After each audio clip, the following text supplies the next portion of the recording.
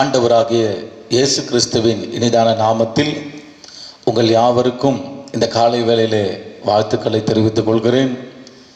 நீங்கள் எல்லாரும் சுகத்தோடு பலத்தோடு இருக்கிறீர்கள் என்று ஆண்டவருக்குள் விசுவாசிக்கிறேன். இந்த நாளிலும் உங்களை பார்ப்பதிலே மிகுந்த சந்தோஷம். நாம் தேவனுடைய செய்திக்கு நேராக நாம் கடந்து செல்வோம். மீகா தீர்க்க தரிசன புஸ்தகம் 6ஆம் அதிகாரம் 8ஆம் வசனத்தை நாம் எல்லாரும் எடுத்துக்கொள்வோம். மீகா 6ஆம் அதிகாரம் 8ஆம் வசனம். மனுஷனே, நன்மை இன்னதென்று அவர் உனக்கு அறிவித்திருக்கிறார். நியாயம் செய்து இரக்கத்தை சிநேகித்து உன் தேவனுக்கு முன்பாக மனத்தாழ்மையாய் நடப்பதை அல்லாமல் வேறே எண்ணத்தை கர்த்தர் உன்னிடத்தில் கேட்கிறார். ஆண்டவருக்கு மகிமை உண்டாகட்டும். இந்த நாளின் செய்தியின் தலைப்பு மனத்தாழ்மை. மனத்தாழ்மை குறித்து இந்த நாளில் நாம் பார்க்க போகிறோம். முதல்ல நாம் படிக்கப்பட்டதான இந்த வசனத்திலே நம்முடைய ஆண்டவர் நமக்கு நன்மைகளை செய்யக்கூடியவராக இருக்கிறார். இந்த வசனத்தினுடைய ஆரம்பத்தில் பாருங்க, மனுஷனே, நன்மை இன்னதென்று அவர் உனக்கு அறிவித்திருக்கிறார். அப்போ தேவனுடைய பிள்ளைகளாக இருக்கிற நாம் நன்மைகளை செய்ய வேண்டும். எதுக்கு ஆண்டவர் மனிதனை நன்மை செய்ய சொல்லுகிறார் அப்படின்னா, அதுக்கு ஒரு முக்கியமான ஒரு வசனம், சத்தியம் அதில் அடங்கியிருக்குது. என்ன அப்படின்னு பார்த்தீங்கன்னா, ஒரு மனிதன் நன்மை செய்யும்போது என்ன ஆகுது, அவன் வாழ்க்கையில் மேன்மையான ஒரு படியிலே அவன் கடந்து வருகிறான். ஆதியாகமத்தின் புஸ்தகத்தை திருப்பிக் கொள்ளுங்க. ஆதியாகமத்தின் புஸ்தகம் 4ஆம் அதிகாரத்தை நாம் எடுத்துக்குப்போம். 4ஆம் அதிகாரம் 7ஆம் வசனத்தில் பார்த்தீங்கன்னா, நீ நன்மை செய்தால் மேன்மை இல்லையோ என்று ஆண்டவர் சொல்கிறத பார்க்குறோம். அப்போது ஒரு மனிதன் நன்மை செய்யும்போது அவனுடைய வாழ்க்கையில் அவன் மேன்மையான நிலைக்கு வருகிறான். நீங்கள் மேன்மையான நிலைக்கு போக வேண்டும் என்றால் நீங்கள் நன்மை செய்யணும். ஆண்டவருக்கு மகிமை வரட்டும். அதனால தான் ஆண்டவர் சொல்கிறார், மனிதனே, நன்மை இன்னதென்று உனக்கு நான் சொல்லி கொடுத்துருக்கிறேனே அப்படின்னு கர்த்தர் சொல்கிறார். சரி, இந்த வசனத்தில் மீகா 6:8 நாம் பார்க்கும்போது 3 நன்மைகளை மனிதனுக்கு ஆண்டவர் சொல்றார். ஒன்று, நியாயத்தை செய். மனுஷனே, நன்மை இன்னதென்று அவர் உனக்கு அறிவித்திருக்கிறார். ஃபர்ஸ்ட், நியாயம் செய்து. நியாயம் செய்து வருவது ஒரு நன்மை. ரெண்டாவது, இரக்கத்தை சிநேகித்து, அதாவது இரக்கத்தை நேசிக்கணும். அடுத்தவங்க மேலே நாம் என்ன செய்யணும்னா இரக்கத்தை காட்டணுமா என்று சொல்றார். அது நமக்கு நன்மையை கொண்டு வரும். மூணாவது, உன் தேவனுக்கு முன்பாக மனத்தாழ்மையாய் நடப்பதே அல்லாமல் வேற எண்ணத்தை கர்த்தர் உன்னிடத்தில் கேட்கிறார் அப்படின்னு. மூணாவது, உன் தேவனாகிய கர்த்தருக்கு முன்பாக மனத்தாழ்மையாய் நடந்து கொள் அப்படின்னு சொல்றார். அப்போ தேவனாகிய கர்த்தருக்கு முன்பாக நீங்கள் மனத்தாழ்மையாக நடந்து கொள்ளும் போது அது உங்கள் வாழ்க்கையை நன்மையை கொண்டு வருது. நல்ல ஒரு மேன்மையான இடத்துக்கு நாம் செல்வோம், கர்த்தருக்கு முன்பாக மனத்தாழ்மையாக நடந்து கொள்ளும் போது. இன்னைக்கு செய்தியில் இந்த 3வது பாயிண்ட் இருக்கு பார்த்தீங்களா, அதுதான் இன்னைக்கு நாம் தியானிக்க போகிறோம். உன் தேவனுக்கு முன்பாக மனத்தாழ்மையாய் நடப்பதை அல்லாமல் வேற எண்ணத்தை கர்த்தர் உன்னிடத்தில் கேட்கிறார். அப்போ ஆண்டவருக்கு முன்பாக நாம் மனத்தாழ்மையாய் நடந்து கொள்ள வேண்டும் அப்படின்னு ஆண்டவர் என்ன செய்கிறார்னு நம்மக்கிட்ட எதிர்பார்க்கிறார். அவருடைய பிள்ளைகளாக இருக்கிற நம்மிடத்தில் அவர் எதிர்பார்க்கிறார். அப்போ மனத்தாழ்மை ரொம்ப ரொம்ப முக்கியம். ஒரு கர்த்தருடைய பிள்ளைக்கு மனத்தாழ்மை மிக மிக முக்கியம். சரிங்களா? ஓகே, இந்த மனத்தாழ்மையாய் நாம் நடந்து கொள்ளும்போது நல்லா கவனிங்க, நம்முடைய வாழ்க்கையிலே வருகிறதான நன்மைகள் மேன்மைகள் என்ன, அதுதான் இன்னைக்கு செய்தியில் நம்ம பார்க்க போகிறோம். ஒரு தேவனுடைய பிள்ளை தேவனுக்கு முன்பாக மனத்தாழ்மையாய் நடந்து கொள்ளும் போது அவங்க வாழ்க்கையில் என்ன நன்மைகளும் மேன்மைகளும் கர்த்தர் கொடுக்கிறார் அப்படின்றத நம்ம பார்க்கலாம். ஃபர்ஸ்ட் ஆஃப் ஆல், முதலாவது, ஒரு தேவனுடைய பிள்ளை மனத்தாழ்மையாய் தேவனுக்கு முன்பாக நடந்து கொள்ளும் போது ஒரு சில நேரங்களிலே தேவனுடைய பிள்ளைகள் தெரிந்தோ தெரியாமலோ கர்த்தருக்கு விரோதமாக தவறுகளை செய்து விடும்போது, நல்ல கவனிங்க, அந்த தவறை ஆண்டவர் அந்த பிள்ளைகளுக்கு உணர்த்தும் போது உண்மையாகவே அந்த தவறை உணர்ந்து ஆண்டவருக்குள்ளாக அவர்கள் மனத்தாழ்மையாய் நடந்து கொண்டால் அவங்க மேலே வருகிறதான தேவனுடைய கோபாக்கினை, தண்டனை, இவைகள் மனத்தாழ்மையாய் நடந்து கொள்ளுகிற அந்த கர்த்தருடைய பிள்ளைகள் மேல் இருந்து கர்த்தர் நீக்கி விடுகிறார். இது ஒரு ஆசீர்வாதம் தானே? அல்லேலூயா! ஒரு நல்ல ஒரு நன்மை தானே நமக்கு. ஆண்டவருக்கு மகிமை வரட்டும். ஃபர்ஸ்ட் அதுதான் பார்க்க போகிறோம். வாசிங்க, 1 ராஜாக்களின் புஸ்தகம் 21ஆம் அதிகாரத்தை திருப்பிங்க. 1 ராஜாக்கள் 21ஆம் அதிகாரம் 20 இருந்து 29 வசனம் வரைக்கும் நான் படிக்கிறேன். நாம் எல்லாரும் பைபிள் எடுத்துக்கொள்ளும். 1 ராஜாக்கள் 21ஆம் அதிகாரம் 20 இருந்து 29 வசனம் வரைக்கும் நான் படிக்கிறேன். 1 ராஜாக்கள் 21ஆம் அதிகாரம் 20 இருந்து 29 வசனம் வரை. அப்பொழுது ஆகாப் எலியாவை நோக்கி, என் பகைஞனே, என்னை கண்டுபிடித்தாயா என்றான். அதற்கு அவன், கண்டுபிடித்தேன். கர்த்தரின் பார்வைக்கு பொல்லாப்பானதை செய்ய நீ உன்னை விற்று போட்டாய். நான் உன்மேல் பொல்லாப்பு வர பண்ணி உன் சந்ததியை அடித்து போட்டு ஆகாபுக்கு சுவரில் நீர்விடும் ஒரு நாயாகிலும் இராதபடிக்கு இஸ்ரவேலில் அடைபட்டவனையும் விடுபட்டவனையும் சங்கரித்து நீ எனக்கு கோபம் உண்டாக்கி இஸ்ரவேலை பாவம் செய்ய பண்ணினது நிமித்தம் உன்னுடைய குடும்பத்தை நோபாத்தின் குமாரனாகிய எரோபயாமின் குடும்பத்திற்கும் அகியாவின் குமாரனாகிய பாஷாவின் குடும்பத்திற்கும் சமானமாக்குவேன் என்றார் என்று சொன்னான். யொசபேலை குறித்து கர்த்தர், நாய்கள் யொசபேலின் இஸ்ரேலின் மதில் அருகே தின்னும். ஆகாபின் சந்ததியில் பட்டணத்திலே சாகிறவனை நாய்களுக்கும் வெளியிலே சாகிறவனை ஆகாயத்து பறவைகளுக்கும் தின்னும் என்றார். தன் மனைவியாகி யொசபேல் தூண்டிவிட்டபடியே கர்த்தரின் பார்வைக்கு பொல்லாப்பானதை செய்ய தன்னை விற்று போட்ட ஆகாபை போல ஒருவனும் இல்லை. கர்த்தர் இஸ்ரவேல் புத்திரருக்கு முன்னின்று துரத்திவிட்ட எமோரியர் செய்தபடியெல்லாம் அவன் நரகலான விக்கிரகங்களை பின்பற்றி மகா அருவருப்பாய் நடந்து கொண்டான். ஆகாப் இந்த வார்த்தைகளை கேட்டபோது தன் வஸ்திரங்களை கிடித்து தன் சரீரத்தின் மேல் ரெட்டை போத்தி கொண்டு உபவாசம் பண்ணி ரெட்டிலே படுத்து தாழ்மையாய் நடந்து கொண்டான். அப்பொழுது கர்த்தருடைய வார்த்தை திஸ்பியனாகிய எலியாவுக்கு உண்டாயிற்று. அவர், ஆகாப் எனக்கு முன்பாக தன்னை தாழ்த்தினதை கண்டாயா?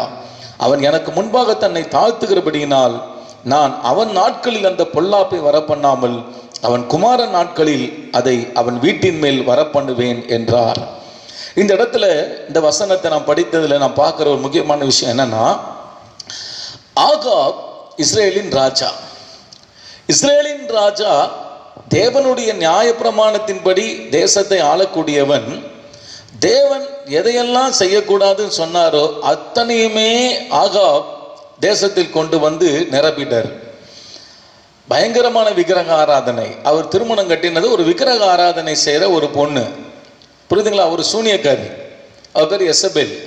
அவளுடைய சொல்ல கேட்டு இவர் என்ன பண்ணுறாருன்னா, இஸ்ரேல் தேசம் முழுவதுமே விக்கிரக ஆராதனை, பில்லி சூனிய காரியங்கள், நாபாத்தினுடைய தோட்டத்தை அவன் சுதந்திரித்து கொள்கிற காரியம், மனைவியோட தூண்டுதலால் இன்னும் நிறைய தீர்க்கதரிசிகளை, கர்த்தருடைய தீர்க்கதரிசிகளை எல்லாம் கொன்று போடுறதுக்கு வகை தேடுற சூழ்நிலை. இது எல்லாம் என்னென்ன ஆகாப் காலத்தில் தீவிரமாக நடக்குது. இதெல்லாம் பொல்லாப்பான விஷயம். இப்படி இந்த சூழ்நிலைகள், இந்த மாதிரியான காரியங்கள் எல்லாம் இந்த ஆகாப் செய்து கொண்டிருக்கும் போது எலியா தீர்க்கதரிசி அனுப்புகிறார். ஆண்டவர் அனுப்புகிறார், ஆகாப் கிட்ட அனுப்புகிறார். அப்போது எலியா தீர்க்கதரிசி ஆகாப் கிட்ட போய், இப்போ நான் படித்தோம் பாருங்க அந்த வசனத்தில், 1 ராஜாக்கள் புஸ்தகத்தில் நம்ம படித்த அந்த வசனத்தின்படி எலியா தீர்க்கதரிசி ஆகாபுக்கும் ஆகாபோட குடும்பத்துக்கும் ஆகாபோட மனைவிக்கும் என்னென்னலாம் பயங்கரங்கள் பொல்லாப்பு நடக்க போகுது அப்படின்றதெல்லாம் தீர்க்க தரிசனமாக சொல்கிறார். அப்படி சொல்லும்போது நல்லா கவனிப்போம், இங்கே தான் முக்கியம். ஆகாப் ஒரு ஞானமான காரியத்தை தேவனுக்கு முன்பாக செய்தார். அவன் ஒரு பொல்லாத ராஜா தான், பொல்லாத தவறுகளை செய்தவர் தான். ஆனால் இந்த செய்தி, இந்த தீர்க்க தரிசனத்தை அவன் கேட்டபோது கர்த்தர் ஆகாவுக்கு விரோதமான வார்த்தைகளை தீர்க்க தரிசனமாக எலியாவின் மூலம் கேட்டபோது ஆகாப் என்ன செய்தார்னா, நல்ல கவனிங்க, ஞானமாக நடந்து கொண்டார். என்ன ஞானமாக நடந்து கொண்டார்? இது எல்லாம் தேவன் பொல்லாப்பு நம்ம மேலே வர வைக்க போறாரு, நம்ம குடும்பத்து மேலே வர வைக்க போறாருன்னு தெரிந்து உடனடியாக இந்த ஆகாப் கர்த்தருக்கு முன்பாக தன்னை தாழ்த்தி கொண்டான். ஸ்தோத்திரம். ஒரு அல்லேலூயா சொல்லாமா? ஆண்டவருக்கு மகிமை வரட்டும். அல்லேலூயா. 1 ராஜாக்கள் புஸ்தகம் 21ஆம் அதிகாரம் 26 நான் படிக்கிறேன். கர்த்தர் இஸ்ரவேல் புத்திரருக்கு முன்னின்று துரத்திவிட்ட எமோரியர் செய்தபடியெல்லாம் அவன் நரகலான விக்கிரகங்களை பின்பற்றி மகா அருவருப்பாய் நடந்து கொண்டான்.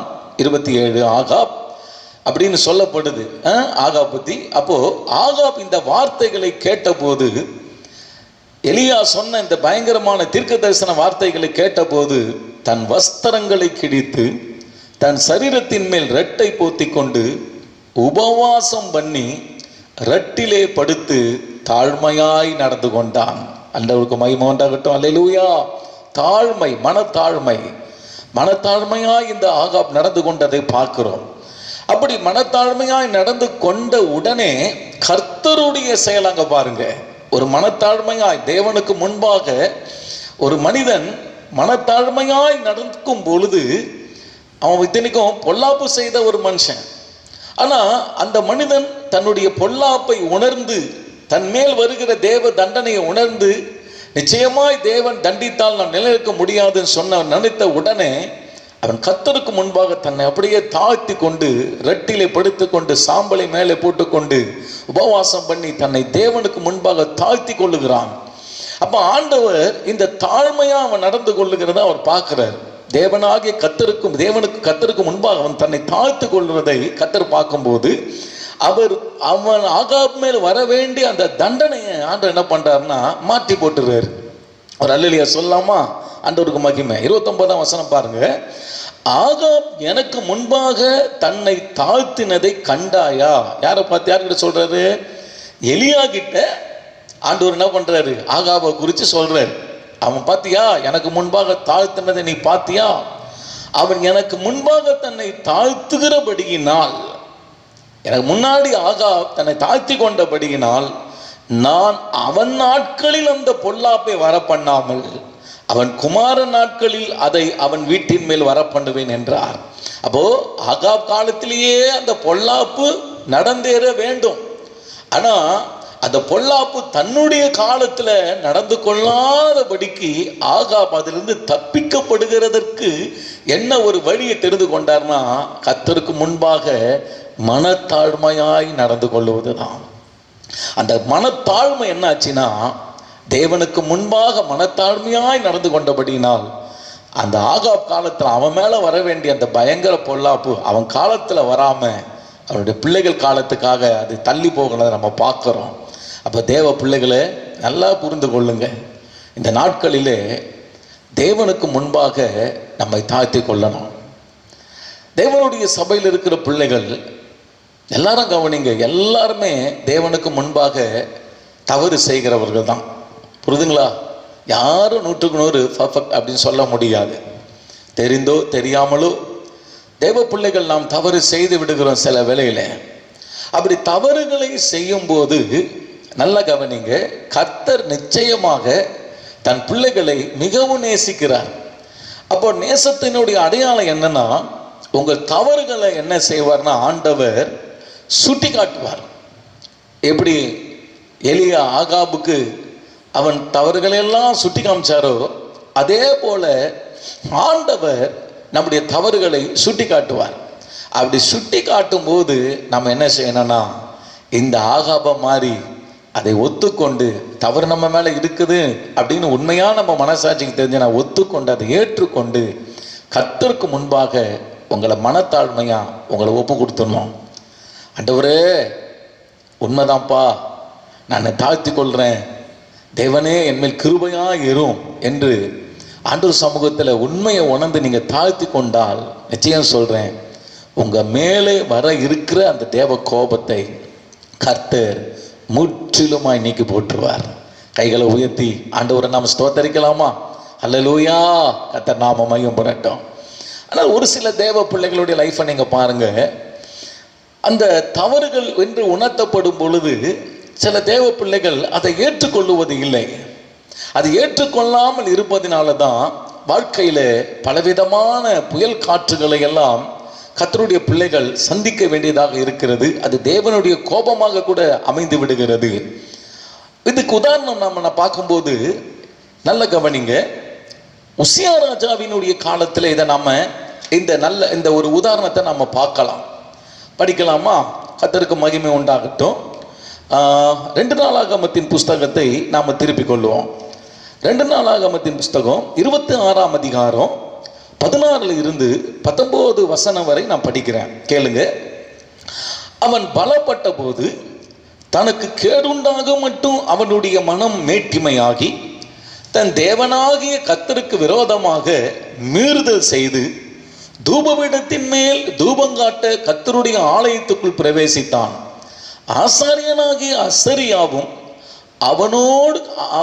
அவனோடு கர்த்தரின் ஆசாரியரான பராக்கிரமசாலியாகிய 80 பேரும் அவன் பிறகே உட்பிரவேசித்து ராஜாவாகிய உசியாவோடு எதிர்த்து நின்று, உசியாவே, கர்த்தருக்கு தூபம் காட்டுகிறது உமக்கு அடுத்ததல்ல, தூபம் காட்டுகிறது பரிசுத்தமாக்கப்பட்ட ஆரோனின் குமாரராகிய ஆசாரியருக்கே அடுக்கும், பரிசுத்த ஸ்தலத்தை விட்டு வெளியே போம், மீறுதல் செய்தீர், இது தேவனாகிய கர்த்தராலே உமக்கு மேன்மையாக லபியாது என்றார்கள்.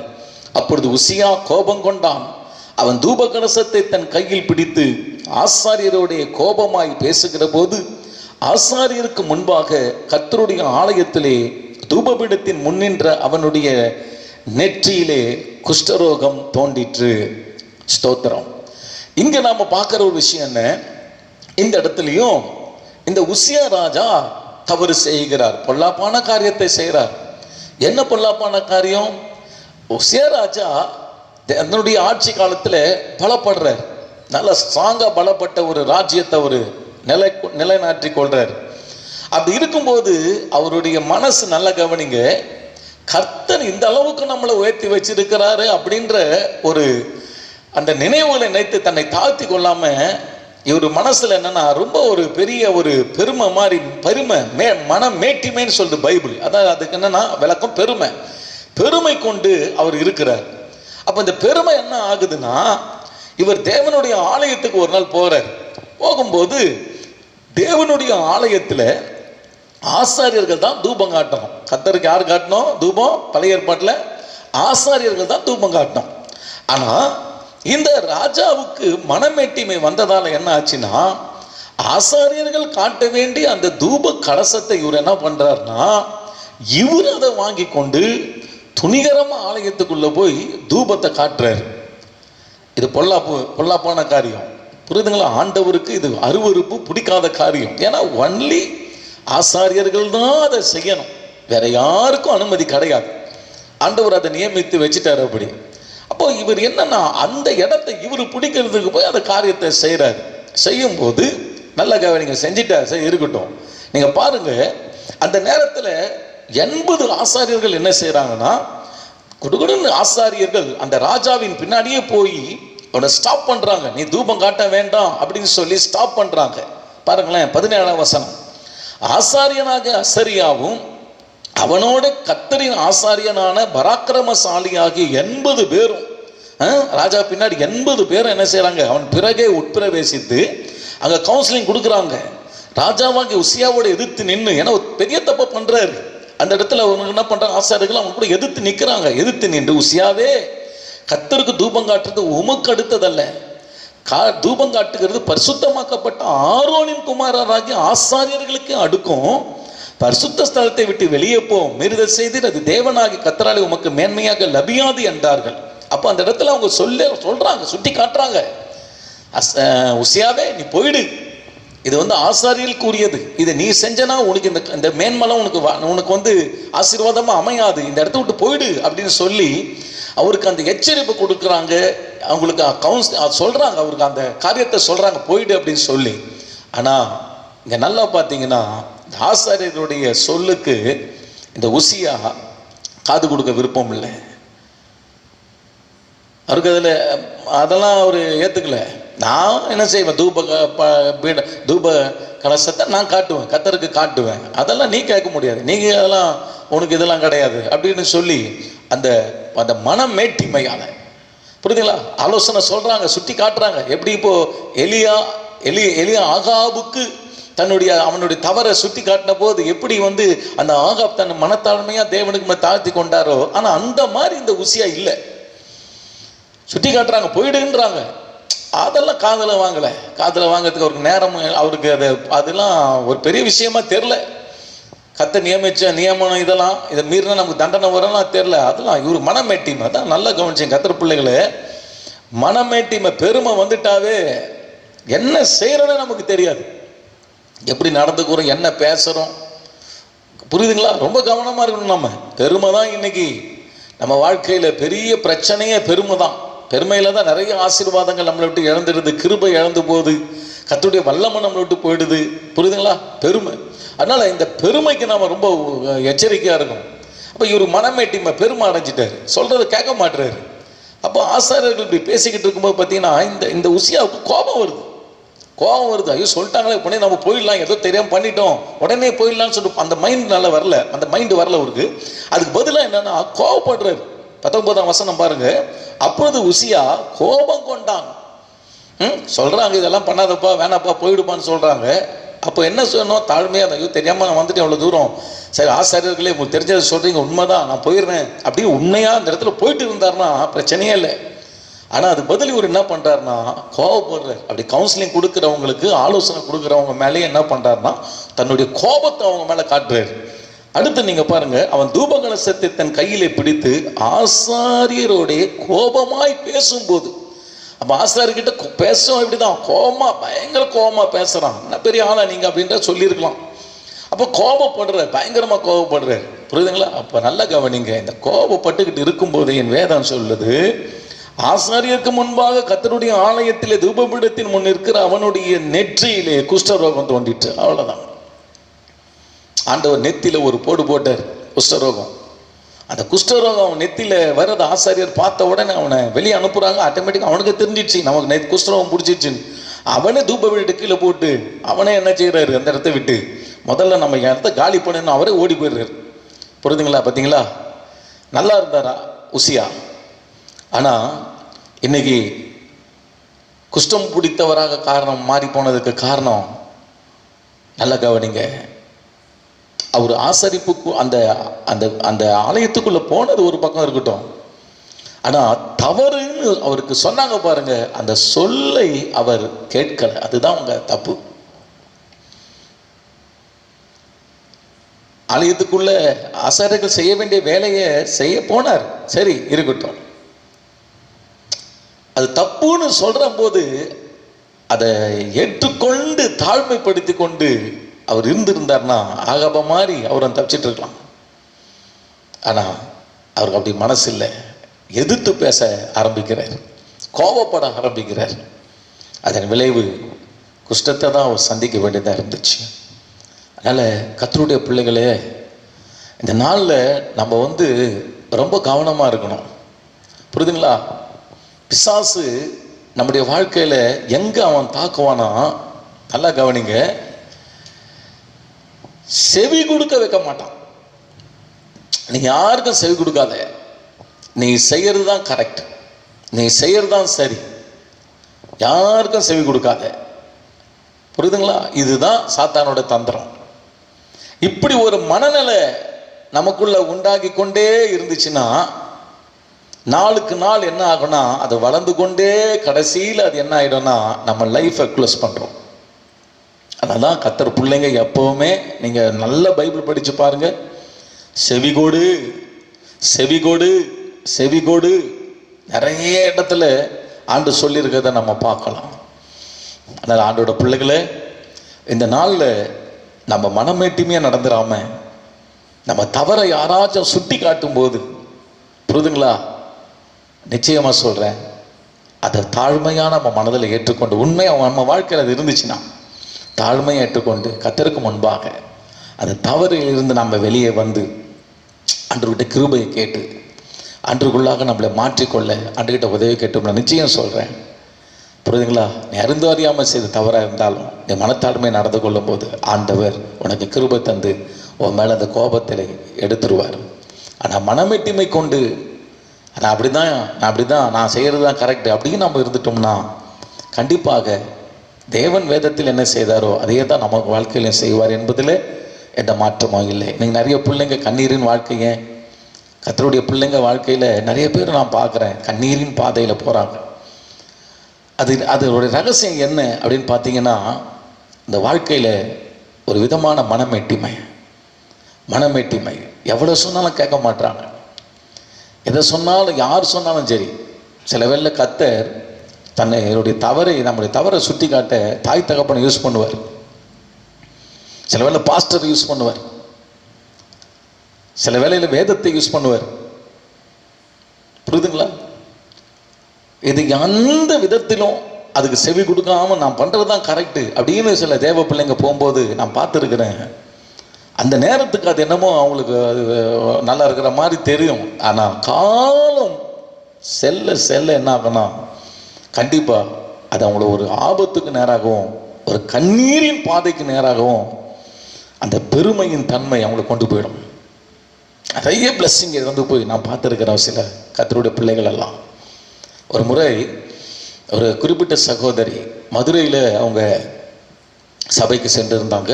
ஒரு நல்ல சிஸ்டர் தான்.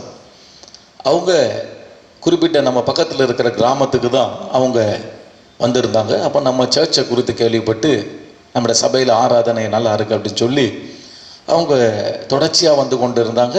ரொம்ப நல்லா நேசிக்கிற சிஸ்டர் அவங்க. அப்போ சபையில் அவங்க ஆராதனை பிடிச்சோம். ஒரு வாரம் தவறாமல் வருவாங்க. அவங்களுக்கு 2 மக ஒரு பையன். அப்போ இப்படி இருக்கும்போது நல்லா தேவனை தொழுது கொண்டு நல்லா என் கூடலாம் ரொம்ப நல்லா ஐக்கியமாக நல்லா ஆவிக்குரிய விஷயத்துலலாம் தாகமாக வளர்ந்த ஒரு சிஸ்டர். இந்த பிள்ளைகளும் நல்லா ஆண்டவருக்குள்ளே வளர்ந்தவங்க. அப்படி இருக்கிற சூழ்நிலையில் ஒரு நாள் அவங்களுடைய வீட்டுக்கு நான் செல்லும்போது நான் அதை சொல்ல விரும்பலை.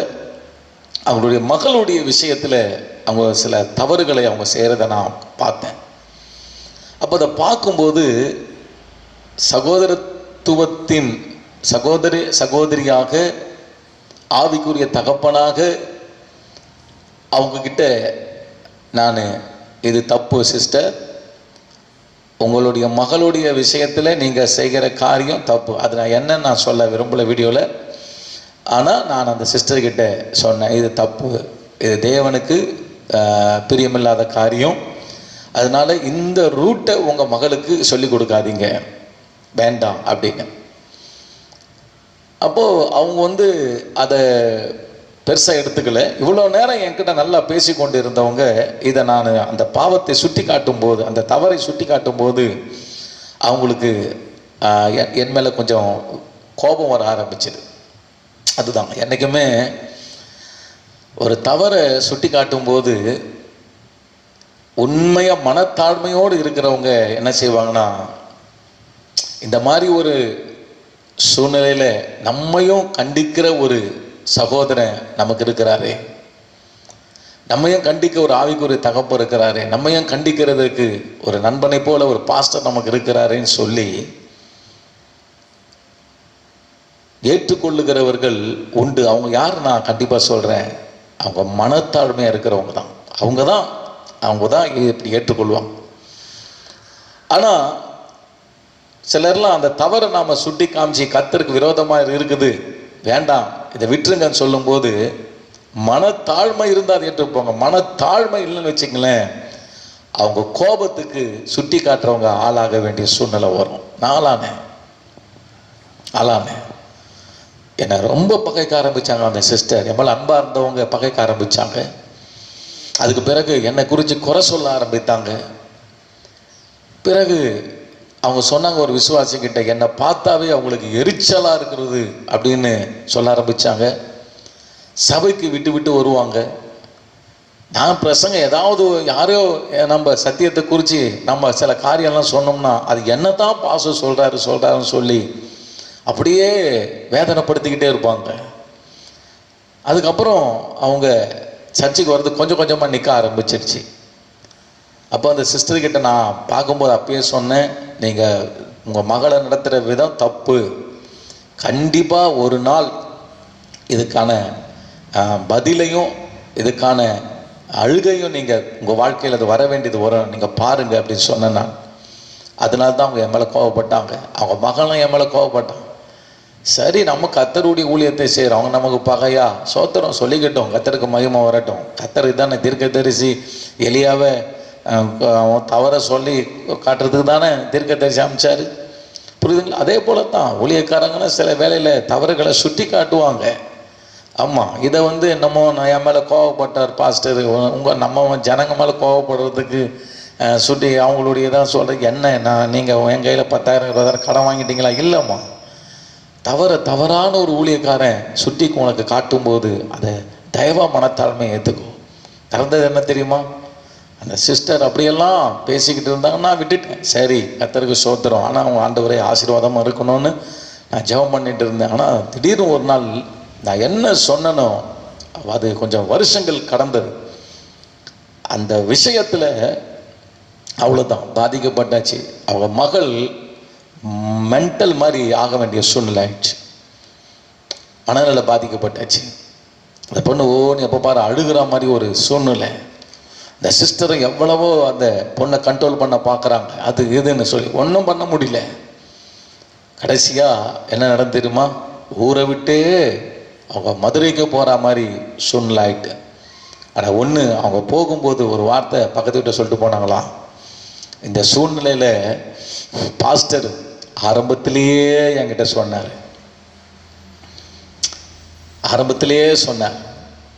ஆனால் உண்மையாக பாஸ்டர் சொல்கிறதபடி நான் கேட்டு இருந்தேன்னா இன்றைக்கி என் மக இப்படி மனநல பாதிக்கப்பட்டது போல் இருக்க வேண்டிய அவசியமே இல்லை. ஆனால் இன்றைக்கி நான் ஊரை விட்டே போகிறேன்னா அதுக்கு காரணம் நான் தான். இன்றைக்கி பாஸ்டர் முகத்தை பார்க்கறது கூட எனக்கு தகுதி இல்லை, அருகதை இல்லை. அதனால் பாஸ்டர்கிட்ட சொல்லிவிடுங்க, நான் ரொம்ப பாஸ்டர்கிட்ட மன்னிப்பு கேட்டேன்னு சொல்லிவிடுங்க. சொல்லி அந்த சிஸ்டர் ஊரை விட்டே அந்த மகளை கூப்பிட்டுக்கிட்டு அவங்க பையனை கூப்பிட்டு மறுபடியும் அவங்க ஊருக்கே போயிட்டாங்க. அருமையான தேவ பிள்ளைகளே, நல்லா இருக்க வேண்டிய ஒரு ஃபேமிலி. தவறுகள், நான் மறுபடியும் சொல்கிறேன், தவறுகள் வாழ்க்கையில் வரதான் செய்யும். ஆனால் அந்த தவறுகளை சுட்டி காட்டும்போது அதை தாழ்மையாக ஏற்றுக்கொள்கிறோம். பார்த்தீங்களா? அதுதான் இன்னைக்கு தேவை. கர்த்தர் அதை தான் எதிர்பார்க்குறார். மகனே, உன் தேவனாகி கர்த்தருக்கு முன்பாக மனத்தாழ்மையாக நடந்துக்கோ. எப்போ உன் தவறை சுட்டி காட்டும் போது, கர்த்தாவே நீ என் கூட பேசுறீர் அப்படின்னு தாழ்மையாக நடந்துக்கு. புரியுதா? அப்போது ஆண்டவர் உன்னை ஆசீர்வதிப்போம். மேலே வர தண்டனைலாம் விலகிடும். கர்த்தருக்கு மகிமை. புரியுதுங்களா? ஆனால் தவறை சுட்டி காட்டுறவங்களையும் ஒரு நாளும் நீங்கள் கோவப்பட்டு குறை சொல்லக்கூடாது. அது நன்மை, அது கரெக்டாக இருக்குதுன்னா அதை புரிஞ்சு கொண்டீங்கன்னா, அவங்க சொல்கிறது கரெக்ட் தானே, உண்மைதானே அப்படின்னு நீங்கள் அதை தெரிந்து கொண்டீங்கன்னா உண்மையாக அவங்களுக்கு நன்றி சொல்லி கீழ்ப்படிந்து பாருங்கள். கண்டிப்பாக சொல்கிறேன், வாழ்க்கையில் நீங்கள் ஆசீர்வாதமாக வருவீங்க. கர்த்தருக்கு மகிமை வரட்டும். அதனால் தேவனுடைய பிள்ளைகளை இந்த உசியாவை போல நாம் இருக்காதபடி ஆகாப் ராஜாவை போல உன் தேவனாகிய தேவனுக்கு கர்த்தருக்கு முன்பாக மனத்தாழ்மையாய் நடந்து கொள். உன் மேல் வருகிற கோபம், கர்த்தருடைய கோபம் உன்னை விட்டு நீங்கி போய்விடும். அல்லேலூயா. கர்த்தருக்கு மகிமை. அது உனக்கு நன்மை என்ன? நீ தேவனுக்கு முன்பாக தாழ்த்தும் போது உனக்கு கிடைக்கிற நன்மை என்ன? நீ எந்த தேவனுக்கு விரோதமாக பொல்லாப்பு செய்திருந்தாலும் உன் கர்த்தருக்கு முன்பாக அதை ஒத்துக்கொண்டு தாழ்த்தி விடும்போது உனக்கு கிடைக்கிற நன்மை என்ன? உன் மேலே வர வேண்டிய தேவ கோபம் உன்னை விட்டு நீங்கி விடும். கர்த்தர் அதை நீக்கி போட்டுருவார். ஏன்னா என் புள்ள தாழ்த்திடுச்சு, எனக்கு முன்பாக என் புள்ள தாழ்மையாக நடந்து கொண்டது அப்படின்னு நினைத்து ஆண்டவர் உன்னை தண்டிக்காம அந்த தண்டனையை கர்த்தர் நிறுத்தி விடுவார். எத்தனை சந்தோஷம் இல்லை? ஹல்லேலூயா. கர்த்தருக்கு மகிமை வரட்டும். செகண்ட் பாயிண்ட், தேவ பிள்ளைகளே, உன் தேவனாகிய கர்த்தருக்கு முன்பாக, உன் தெய்வத்துக்கு முன்பாக உன்னை தாழ்த்தி கொள்ளும்போது உனக்கு கிடைக்கிற ரெண்டாவது மேன்மை நன்மை என்ன அப்படின்னு பார்க்கும்போது உயர்வு. ஒரு அல்லேலூயா சொல்லுங்க பார்க்கலாம், சத்தமா சொல்லுங்க. உயர்வு சிஸ்டர், உயர்வு பிரதர். உன் ஆண்டருக்கு முன்பாக உன்னை தாழ்த்தி கொள்ளும் போது உன் தேவன் உன்னை உயர்ந்த அடைக்கலத்திலே அவர் வைத்து விடுவார். ஆண்டவருக்கு மகிமை வரட்டும். ஒரு வசனத்தை படிக்கலாமா? பிலிப்பியருக்கு எழுதின நிருபம் 2ஆம் அதிகாரத்தை எடுத்துக்கங்க. பிலிப்பியருக்கு எழுதின நிருபம் 2ஆம் அதிகாரம் 5 வசனங்களை வரை நான் படிக்கிறேன், எடுத்துக்கொள்ளுங்க. பிலிப்பியர் 2:5 வசனங்கள். இயேசு கிறிஸ்துவில் இருந்த சிந்தையே உங்களிலும் இருக்க கடவுது. அவர் தேவனுடைய ரூபமாய் இருந்தும் தேவனுக்கு சமமாய் இருப்பதை கொள்ளையாடின பொருளாக எண்ணாமல் தம்மை தாமே வெறுமையாக்கி அடிமையின் ரூபம் எடுத்து மனுஷர் சாயலானார். அவர் மனுஷ ரூபமாய் காணப்பட்டு மரண பரியந்தம், அதாவது சிலுவையின் மரண பரியந்தமும் கீழ்ப்படிந்தவராகி தம்மை தாமை தாழ்த்தினார். ஆதலால் தேவன் எல்லாவற்றுக்கும் மேலாக அவரை உயர்த்தினார். கைகளை உயர்த்தி ஆண்டவரை ஸ்தோத்தரிக்கலாமா? ஹல்லேலூயா. இங்க பார்க்கிறோம், இயேசுவை குறித்து நாம பார்க்கிறோம். இயேசு எப்படிப்பட்ட தேவன்? அவர் மனத்தாழ்மையோடு கூட இந்த பூமியிலே வாழ்ந்த தேவன். பிதாவாகி தேவனுக்கு முன்பாக மனத்தாழ்மையோடு கூட அவர் நடந்து கொண்டார். அவருடைய மனத்தாழ்மையை குறித்து நம்ம பார்க்கணும்னா 8ஆம் வசனம் சொல்லுது, அவர் மனுஷ ரூபமாய் காணப்பட்டு மரண பரியந்தமும், அதாவது சிலுவை மரண பரியந்தமும் கீழ்ப்படிந்தவராகி தம்மை தாமை தாழ்த்தினார். எது வரைக்கும் அவர் தாழ்த்தினாரு? இந்த பூமியில பிறந்ததுல இருந்து மரண பரியந்தனா உயிர் போகிற வரையும். எப்போ சிலுவையில போய் அவர் ஜீவனை விட்டார் பார்த்தீங்களா, அந்த சிலுவையிலே கடைசி மூச்சு வரைக்கும், தன் விட போகிற கடைசி மூச்சு வரைக்கும், அந்த சிலுவையில வரைக்கும் ஆண்டவர் என்ன செய்யறார்? தன்னைத்தானே பிதாவுக்கு முன்பாக தாழ்த்தி கொண்டார் என்று நாம் பார்க்கிறோம். அப்படின்னா என்ன? கடைசி வரைக்கும், உயிர் இருக்கிற வரைக்கும் பிதாவுக்கு முன்பாக இயேசு கிறிஸ்து தன்னை தாழ்த்தி கொண்டு இருந்தார். ஆண்டவருக்கு ஸ்தோத்திரம். மனத்தாழ்மையோடு கூட இருந்தார். ஆண்டவருக்கு மகிமை. இயேசுவோட மனத்தாழ்மையை குறித்து நம்ம பார்க்கும்போது நல்ல கவனிங்க. லூக்கா சுவிசேஷ புத்தகம் 2ஆம் அதிகாரம் 51ஆம் வசனத்தை நாம் பார்க்கும்போது, மரியாளுக்கும் யோசேப்புக்கும் ஆண்டவர் கீழ்ப்படிந்திருந்தார். தாழ்மையினுடைய அடையாளம் என்னன்னா கீழ்ப்படிதல். ஆண்டவருக்கு மகிமை வரட்டும். அப்போ தேவன் என்ன, இயேசு கிறிஸ்து தன்னுடைய பெற்றோர்களுக்கு என்ன செய்தார்னா கீழ்ப்படிந்திருந்தார். ஆண்டவருக்கு மகிமை. லூக்கா 2ஆம் அதிகாரம் 51ஆம் வசனத்தை வாசிக்க எடுத்துக்கொள்வோம். லூக்கா 2ஆம் அதிகாரம் 51ஆம் வசனம். ஆண்டவருக்கு மகிமை உண்டாகட்டும். லூக்கா 2:51. பின்பு அவர் அவர்களுடனே கூட போய் நாசரேத்தூரில் சேர்ந்து அவர்களுக்கு கீழ்ப்படிந்திருந்தார்.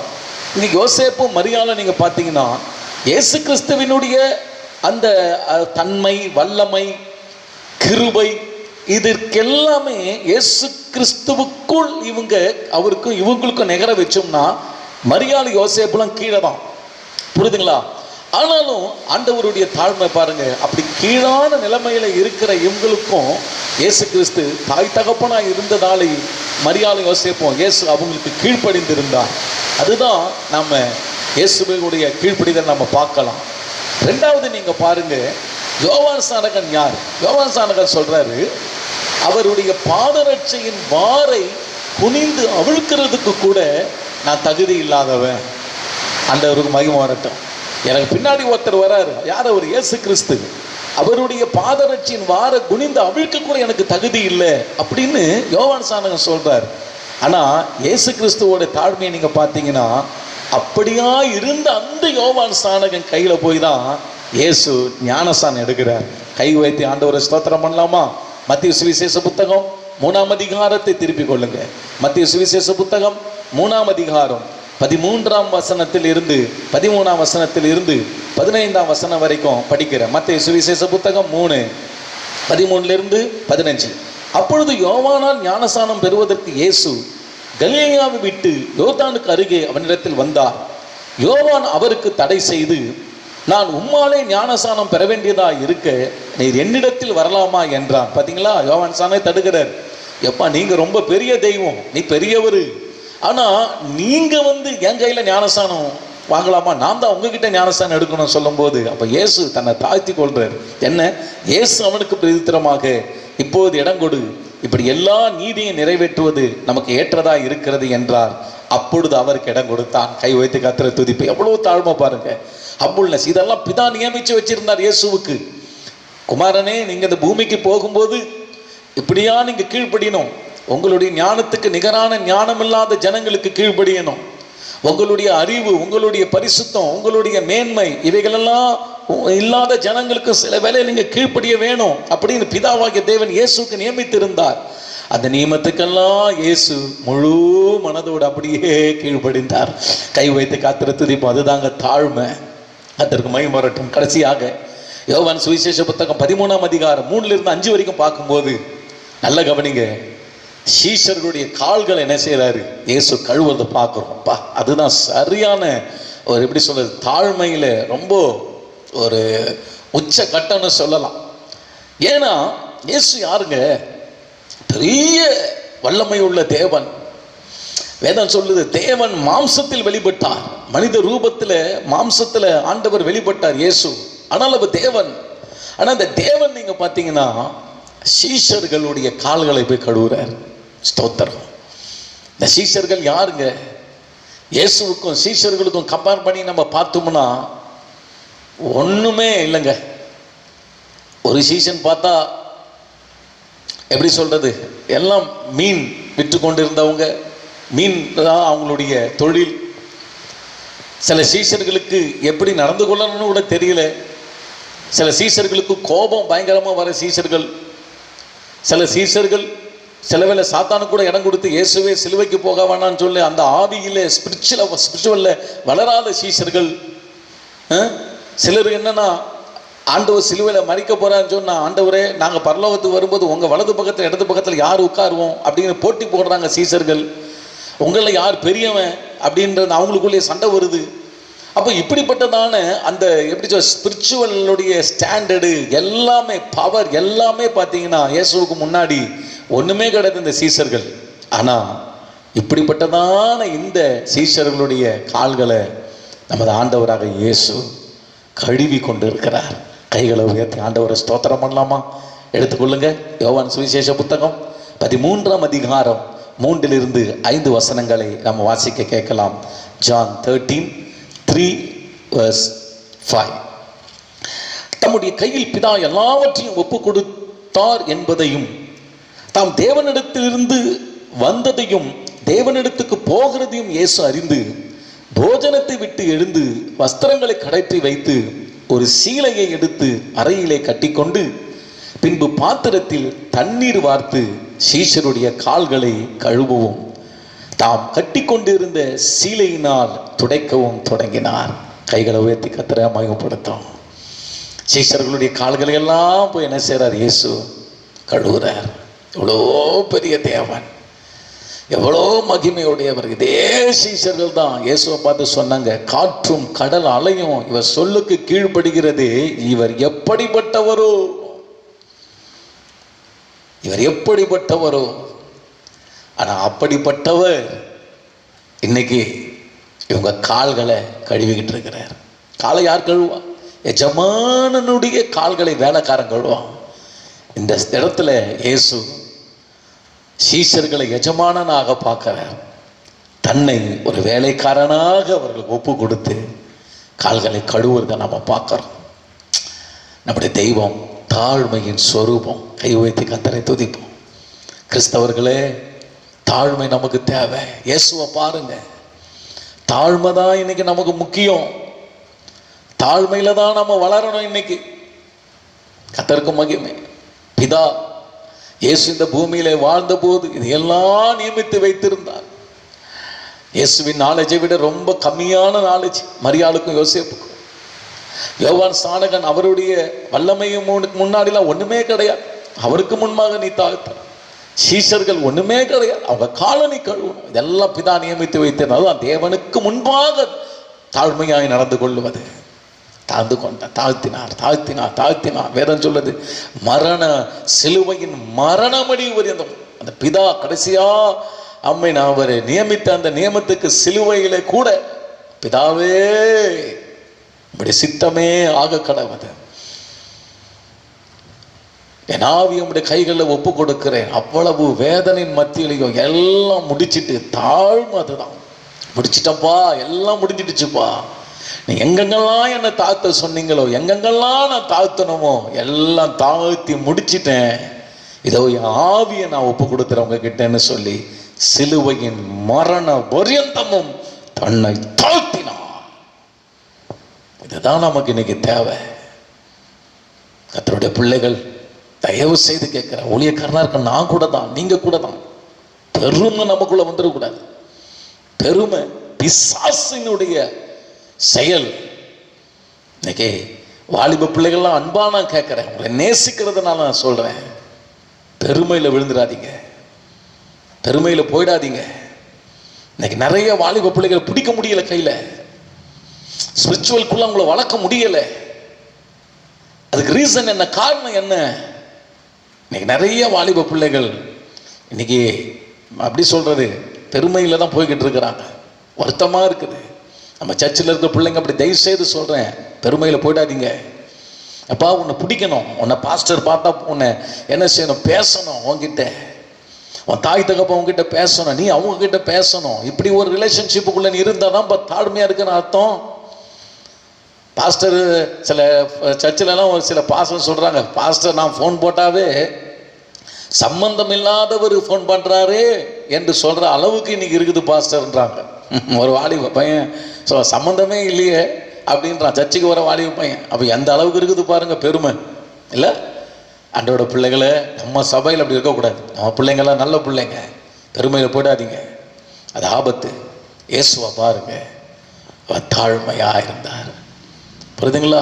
தாழ்த்துங்க, உன் வேலை ஸ்தலத்தில் தாழ்மையாக நடந்துக்க, சபையில் விசுவாசிக்க முன்னாடி தாழ்மையாக நட, ஊழியருக்கு முன்னாடி தாழ்மையாக நட, உன் தாய் தகப்பன் முன்னாடி தாழ்மையாக நடந்துக்க, உன் ஃப்ரெண்ட்ஸுங்க 4 பேர் மத்தியிலையும் தாழ்மையாக நடந்துக்க, எங்கே போனாலும் தாழ்மையை தெரிந்துக்கொள்.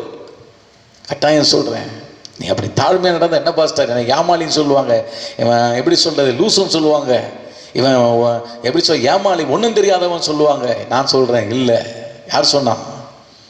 நீ தாழ்மையை நடந்து கொண்டா உலகம் அப்படி சொல்லலாம். ஆனால் பரலோகம் ஒன்றை குறித்து என்ன செய்யணுமா? நீ தாண்டா உயர்ந்தவன் சொல்லும். கையை உயர்த்தி கர்த்தரை ஸ்தோத்திரம் பண்ணுவோம். நீதாமா உயர்ந்தவன் உலகம் பரலோகம் சொல்ல ஒன்றை பார்த்து. ஏன்னா என் வேதத்துக்கு அதுக்கு தாழ்த்துகிறவர்களுக்கு கொடுக்குற தேவன் கொடுக்குற பரிசு உயர்ந்த நிலைமை தான். பிலிப்பியர்கள் நிருபத்தில் நம்ம பார்க்குறோம், தாழ்த்தினார், ஸ்மரண மரியந்தமும் அதாவது சிலுவையின் மரமறிந்தமும் தன்னை தாழ்த்தினபடியால் என் வேதம் அழகாய் சொல்லுகிறது. ஆதலால் அதனால தன்னை தாழ்த்தினதினால தேவன் எல்லாவற்றுக்கும் மேலாக அவரை உயர்த்தி கைகளை தட்டி தேவனுக்கு மகிமையை கொடுப்போம். உயர்ந்த நிலைங்க. என்ன உயர்ந்த நிலைமை? எல்லா நாமத்துக்கும் மேலான நாமம், புரியுதுங்களா, அவருக்கு கொடுக்கப்பட்டது. இன்னைக்கு உயர்வு, இன்னைக்கு நிறைய தேவ பிள்ளைங்களோட ஆசை உயர்வு தான். நான் உயரணும் உயரணும் உயரணும் உயரணும். தம்பி சிம்பிள் ஃபார்முலா தான்ப்பா சிஸ்டர், சிம்பிள் ஃபார்முலா தான். உன்னை தாழ்த்து, உன் தெய்வத்துக்கு முன்னாடி தாழ்த்து. பிதாவாகிய தேவன் எந்தெந்த இடத்துலலாம் உன்னை தாழ்த்த சொல்றாரோ அங்கெல்லாம் உங்களுக்கு முன்னாடி தாழ்மையை நடந்துக்க. நான் சொல்றேன், எழுதி வச்சுக்கோ. உன் லைஃப் உயர்த்தப்பட்டுலன்னா நீ எனக்கு கேளு. நான் இந்த இடத்த தாழ்மையை நடந்து கொண்டேன், இவங்ககிட்ட தாழ்மையை நடந்து கொண்டேன், தாய் தகப்பன்கிட்ட தாழ்மையை நடந்து கொண்டேன், பாஸ்டர்கிட்ட தாழ்மையை நடந்து கொண்டேன், என் நண்பர்கள்கிட்ட நான் தாழ்மையாக நடந்து கொண்டேன், என் ஆவிக்குரிய வட்டாரத்தில் என்னை வளர்க்குற என் ஆவிக்குரிய பெற்றோர்களிடத்தில் நான் தாழ்மையாக நடந்து கொண்டேன். எப்படி தம்பி நீ கீழே போக மாட்டேன். ஏன்னா என் வேதம் சொல்லுது, தாழ்மையாக நடக்கிறவனுக்கு உயர்வு உண்டு. உயர்ந்துதான் தீருவான், உயர்ந்துருவான். புரியுதுங்களா? அதனால் உங்களை நீங்களே என்ன செய்யுங்க, தன்னை தாழ்த்துங்க, தெய்வத்துக்கு முன்னாடி தன்னை தாழ்த்துங்க. பெருமையாக பேசாதீங்க, பெருமையாக இருக்காதீங்க. ஒருத்தன் வந்தான், பரிசையனும் ஆயக்காரனும் ஆலயத்துக்கு வராங்க, ஜெபிக்கிறாங்க.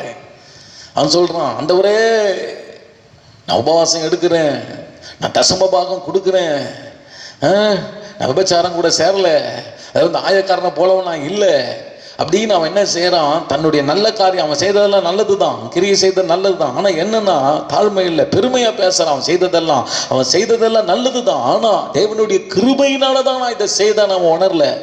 அவன் என்ன அந்த சுயநீதியில் அவன் சொல்கிறான், நான் செய்த ஆண்டவரே அப்படின்னு. ஆனால் ஒருத்தன் வரான் ஆயக்காரன், அவன் ஆலயத்தில் ஒரே ஒரு வார்த்தை தான். என்ன வார்த்தை தெரியுமா? தாழ்மையான ஒரு வார்த்தை.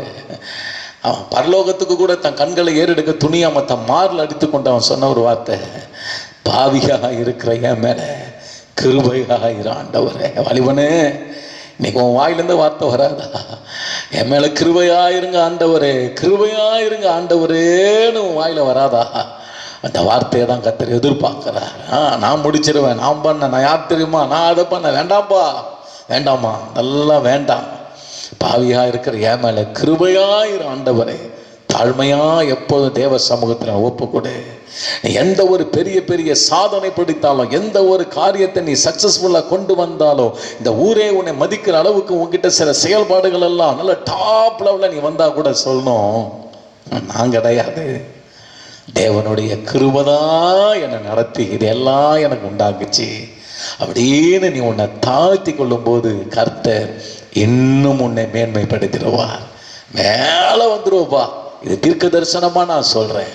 உனக்கு தாழ்த்திங்க. உன் தவறை சுட்டி காட்டும் போது, வாலிப பையனே உன் தவறை தம்பி சுட்டி காட்டும் போது அதை கேட்டு, சரி பாஸ்டர், சரிம்மா, சரிப்பா அப்படி கேட்டுக்கொண்டு தாழ்ந்து போ. உன்னை கர்த்தர் மேன்மையான இடத்துல வைப்பார். சிஸ்டர், பிரதர், கர்த்தர் உங்களை ஆசீர்வதிக்கிறார். இயேசு கிறிஸ்து தன்னை தாழ்த்தினபடியால் உயர்ந்த இடத்துல இன்னைக்கு அவர் போயிட்டார்.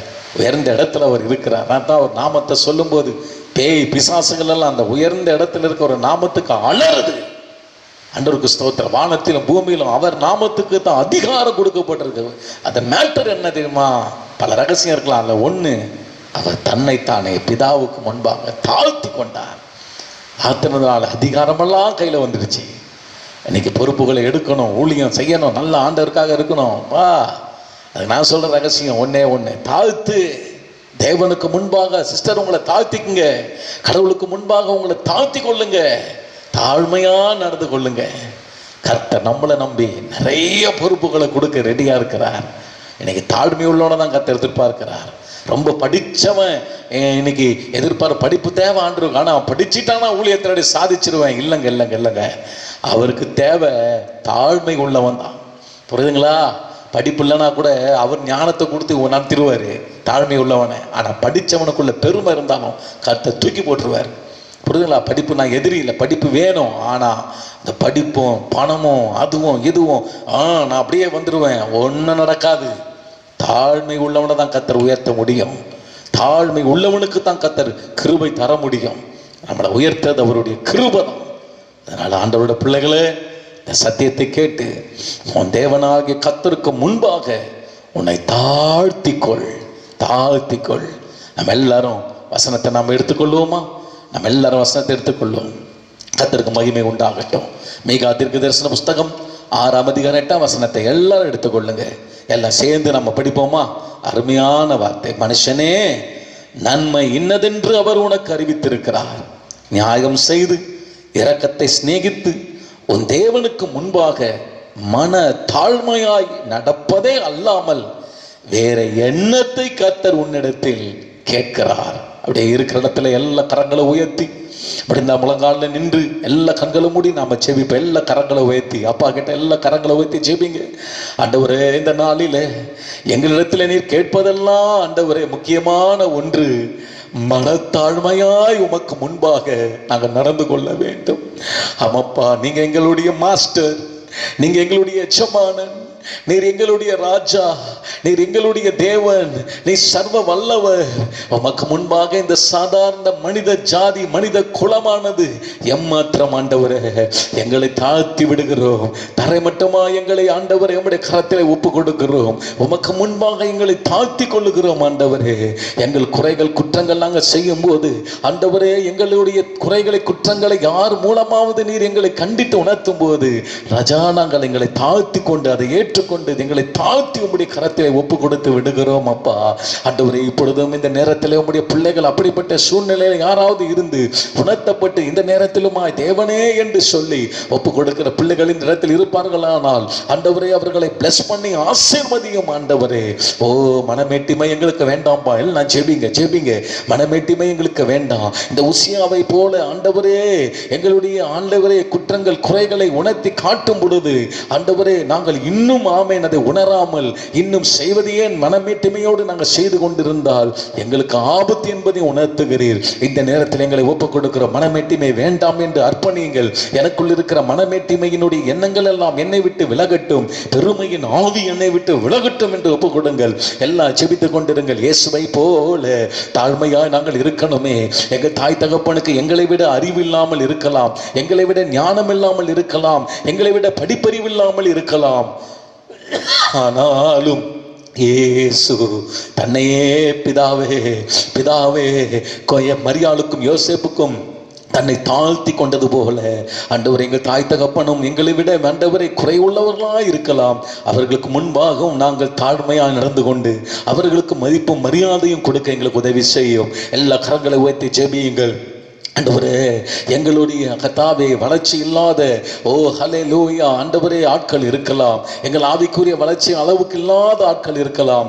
அவர்களுக்கும் சில வேலைகளை கீழ்ப்படிந்து கொள்ள நாங்கள் உதவி செய்யும் ஆண்டவரே. எங்களுடைய அறிவு கேட்டது போல, எங்களுடைய ஆண்டவரே டேலண்ட் கேட்டது போல, எங்களுடைய செயல்களுக்கு கேட்டது போல ஆட்கள் இல்லாமல் இருக்கலாம். ஆண்டவரே, உம்முடைய சீஷர்கள் கால்களை நீ கழுவி விட்டீரே, அதே போல நாங்களும் ஆண்டவர் எங்களுக்கு கீழாக இருக்கிறவர்களுக்கும் ஆண்டவரே நாங்கள் ஊழியம் செய்யத்தக்க கால்களை கழுவத்தக்கதாக அந்த தாழ்மையை தரித்துக் கொள்ள எங்களுக்கு உதவி செய்யும் ராஜா. தாழ்மையே சாத்தானை விரட்டடிக்கிற, அவனுடைய கிரியைகளை அழிக்கிற ஒரு பெரிய ஆயுதம் என்பதை இந்த நாளிலே நாங்கள் புரிந்து கொண்டு ஜெயம் எடுக்க உதவி செய்யும். தேவ சபையை நான் விசுவாசத்தோடு கூட சொல்லுகிறேன். இந்த செய்தியை கேட்கிற ஒவ்வொரு கர்த்தருடைய பிள்ளைகளும் உங்கள் இதயத்தை தேவனுக்கு முன்பாக தாழ்த்தி கொள்ளுகிறபடியா நிச்சயம் சொல்லுகிறேன், கர்த்தர் வெகு சிறைவிலே சீக்கிரத்திலே உன்னை உயர்த்த போகிறார்.